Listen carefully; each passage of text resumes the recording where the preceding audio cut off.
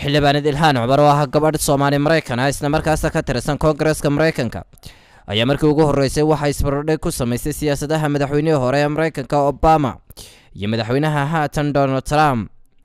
waraysi ay siisay wargeyska Politico oo ka soo baxa dalka Mareykanka ayaa Ilhaan Cumar waxay ku tilmaantay madaxweynihii hore ee dalka Mareykanka Barack Obama dilaa hadal macaana. xildhibaanad Ilhaan ayaa sidoo kale Obama ku sheegtay inuu lahaa siyaasadii lagu hirgeliyay in waalidiinta muhaajiriinta ah carruurtooda lagaga reebo xadka uu Mareykanku la wadaago dalalka Mexico iyo waliba wadamo badan oo caalamka.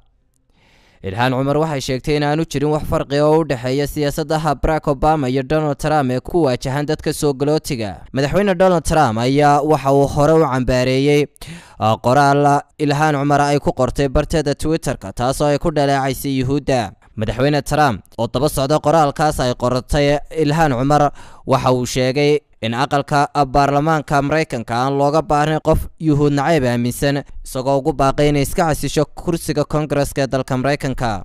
Ilhaan Cumar iyo haweeneyda kale ee la yiraahdo Rashida Tlaib oo ah labadii gabdhood ee muslim ah ee ugu horeeyay ee ku biiray aqalka Koongareeska Mareykanka ayaa waxay jeediyaan hadallo dadka Mareykanka ay u arkaan inay ka buuxaan Yuhuud nacayb taasoo dad badan oo ay ka wada tirsan yihiin xisbiga dimuqraadiga ay ka soo horjeesteen.